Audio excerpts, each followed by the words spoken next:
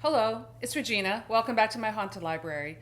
Today I'm doing a follow-up video for something I had mentioned at the beginning of August, and that was that I was going to dedicate, and I did, for a great part of it, my reading to my father's favorite books, and I was calling it Books of My Father, to honor what would have been his 100th birthday on August 14th.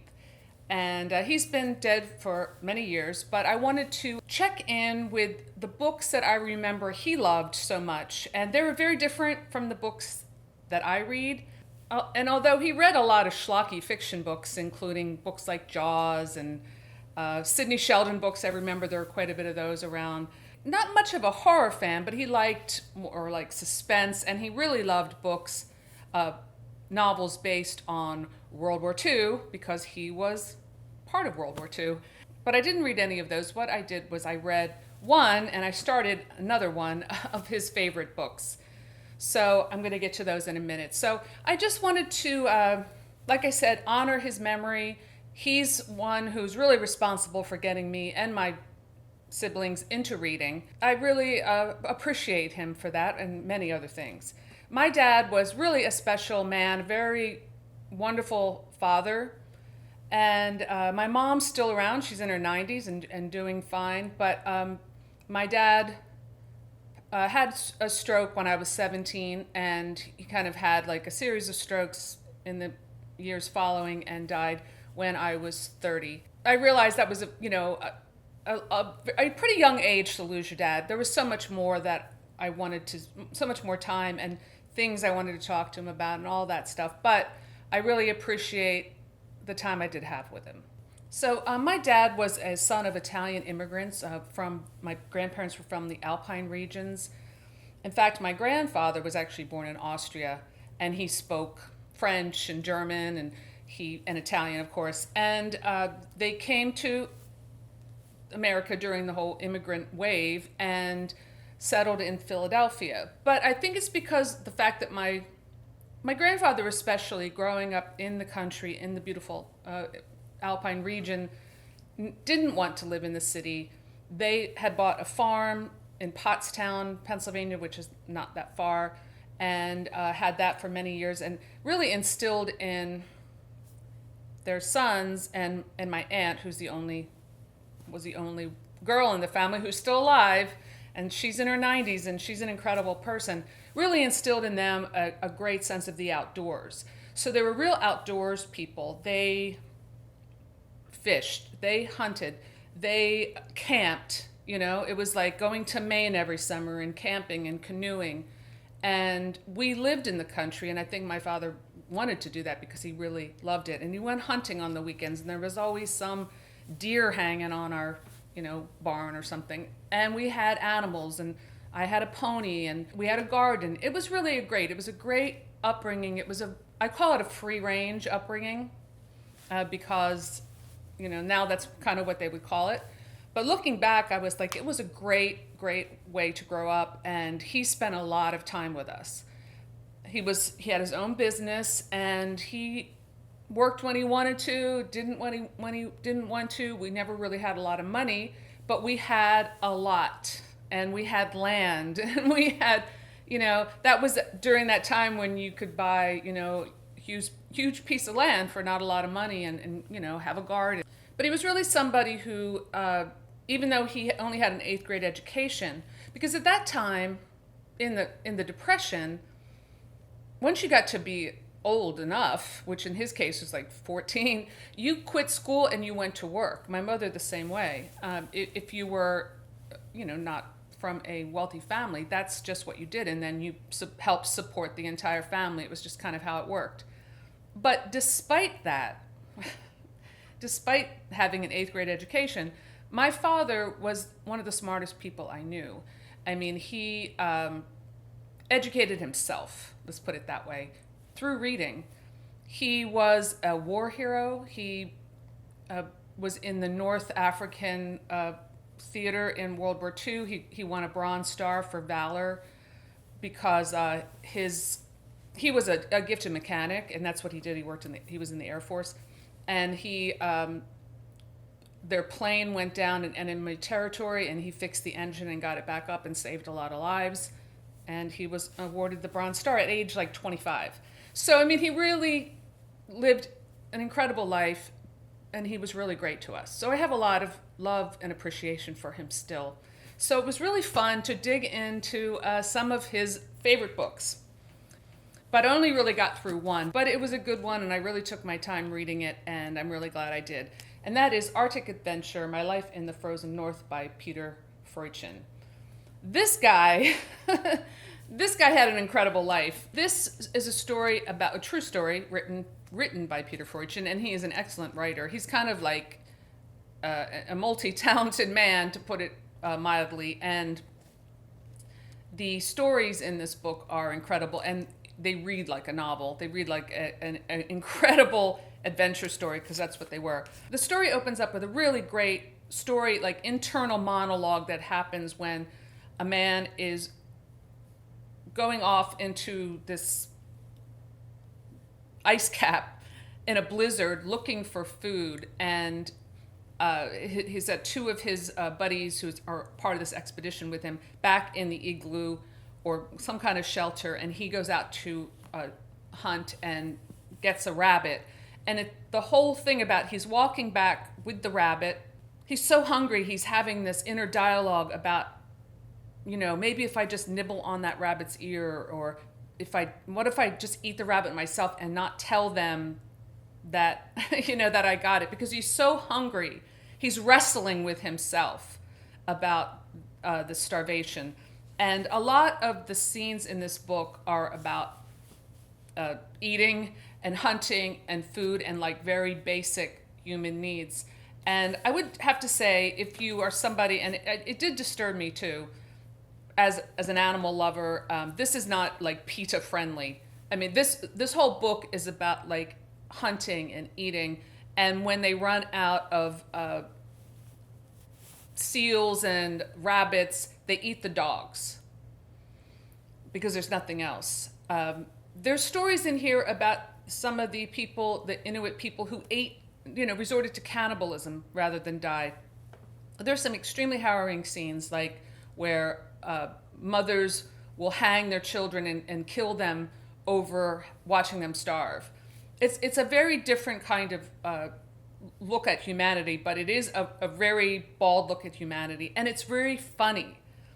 I can't really say why it's funny, but it really is. He's a great wit, and a lot of this comes from his interaction with, he calls them Eskimos, this Inuit people, and it's fascinating. It's really, really fascinating, and you get a full picture of this world. Yes, it's very dated as far as this is not a politically correct view of the relationship between the sexes, or treatment of animals, or treatment of children, or any of these things, but you get a true kind of vision of humanity here. I love this book. I thought it was amazing. It made me cry. It made me laugh. It made me squeamish and kind of disgusted sometimes, but it made me think the whole time, could I survive in this environment?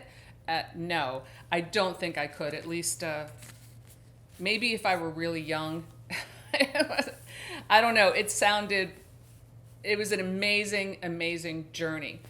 And I do want to dispel one rumor, though. One thing that I've always heard, and I even heard this from my dad, because my dad was a big storyteller. He loved to tell stories, especially about this book. And maybe in another book, it is the same scene is described differently. But there's even a YouTube video about this, and I think they might mention it on the wiki page. Let me take a look. So Peter Freuchen was born in 1886 in Denmark. He was from a pretty privileged background, and he went to medical school to become a doctor. And early in the book, he describes why he decided to leave that pursuit and take off to go to Greenland to be an explorer. And it's very interesting because, and you think about this is turn of the century. So he describes early in the book how he was working in the hospital training to be a doctor, and there was a patient brought in who was terribly injured. And for like a year, they worked on rehabilitating this man and putting him back together, like literally. So they're all watching this poor man walk out of this hospital, and one of the first cars in Copenhagen ran him down in a terrible accident and killed him. And that was the moment where Peter Freuchen was like, enough of this modern world. I want to get out of here. So this guy lived among the Inuit people for like 20 years. He married a Inuit woman. They had children. They had like a real life together. And she unfortunately died of the Spanish flu when she was young. And he went on to write books, started a movie that he wrote based on his book Eskimo, and it won an Oscar. Because he was Jewish, he was captured by the Nazis and escaped. He wrestled with a polar bear and then had a coat made out of it. But there is one thing that I did discover in this book that is kind of a rumor. And I remember hearing this story from my dad. Now, maybe it's described in a different book differently, but there's even a YouTube video about this saying that he apparently, and it's toward the end of the book, he goes out on a short expedition to get some supplies they had dropped. So much of this book is just about the difficulty of traveling, of dealing with the sled dogs, of dealing with the weather, of course, of dealing with carrying the loads, of when people get sick, when women have to stop along the way to have a baby, which happens, and then they put the baby in their hood, and then they keep going. And so he's going back to get these supplies that they had dropped, and he gets caught in a blizzard, and without any shelter, he does something where he takes the sled and kind of makes like a lean-to shelter against a rock using the sled. And the dogs kind of go into this hole and curl up together. And he gets just kind of like trapped inside this hovel. Like he can't get out. The snow is so thick over him, and he's like frozen. And how he describes it as like a grave. And now the rumor is that he, without a way to dig himself out, and he was also getting terrible frostbite, is that I'm trying to put this in a delicate way. He used his own excrement and molded it into like a pick, and waited till it froze, which didn't take long, and then picked his way out. Well, I had heard that story from my dad, and I actually heard it on like several YouTube videos when I was doing my research about this. But that's not exactly what happened. Now, this is a man who is this is like a life or death situation. And I like how he describes it, because part of him just wants to curl up and say, you know what, I'm just going to stay here and die. And in the story, that happens sometimes, not to the native people, but to the white man. There's one point in the story where he has to escort this Danish doctor around on these long journeys, and it's freezing, and there's a blizzard, and the doctor was like refuses to go. He sits down and he's like, no, I can't go on. And Peter Freuchen gets his whip that he uses for the dogs and whips the guy and says, you must. The guy ended up on another expedition giving up and dying on the ice cap. But he talks about how this is like the psychological kind of state that he's in, that he's actually considering letting one of his hands freeze, like freeze solid, and use it as an axe. I decided to sacrifice one of my hands, let it freeze, and use it as a spade, not an axe, but a spade, to dig my way out. I pitied myself, as I had plenty of uses for both hands. But even this was a flop. I satisfied myself that my hands, even if frozen, could not be used for tools. They cannot be kept stiff and break easily. I had to give up on the idea and held the frozen hand against my body to thaw it out. Then I resorted to using my head. One thought that came to me was to try to move my bowels and form a chisel of the excrement, which would immediately freeze to dig the hard snow. But first, I decided to take the piece of bearskin under my head and scrape with it. He digs himself out with the bearskin, not the other option. Now we know that is an option if we ever find ourselves in that situation. But I think it's interesting that rumor, or whatever you want to call it, kind of followed him wherever he went. So he does manage to dig himself out of this like trap with all the snow, but his beard gets stuck on the snow. He rips off his like skin. He's bleeding, and his his foot is completely frozen, and he has to like crawl 3 miles back to the igloo, and uses a pliers or something to cut off his own toes because they have gangrene. Eventually, he loses part of his leg, but that comes like later in his life. By the end of the book, he's like limping on this really bad leg. So that was Peter Freuchen's Arctic Adventure. I highly, highly recommend this book. If you are squeamish about animals being killed and eaten, especially dogs, which I did have a problem with that, but you know, their use of dogs, these dogs were not their pets. They're sled dogs, and they don't let them inside the igloo with them. It's like it's like a survival thing. Like, you know, you eat the game, and if you have to, you eat the dogs. It's pretty harrowing. But if that kind of stuff doesn't bother you, definitely recommend Arctic Adventure for anyone who loves adventure stories and just loves a good story. It's really great. I'm sure I will read more from Peter Freuchen, and I'm curious to find out more about his life because it's incredible. So I read that book. I started this book, which was another one of my dad's favorite books. This is a very big book, and it's a very important book. And I'm going to keep it by my bedside and try to read a little bit, you know, every night if I can. And that's In the Spirit of Crazy Horse by Peter Matheson. This is a book about the U.S. government's treatment of the Native Americans, basically. And it's a historical book. It's very involved, and I have a feeling this is going to take me a while to get to it. My dad loved the Native Americans and was really moved by their story. The third book that I was going to try to read, which is on my Kindle, and I know I'll get to it. In fact, I started reading that a few years ago, so I'm going to just kind of start over, and that's Bury My Heart at Wounded Knee by D. Brown, I believe it is.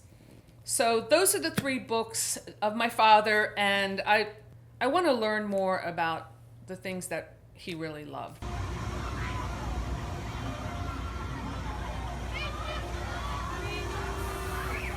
So that's it.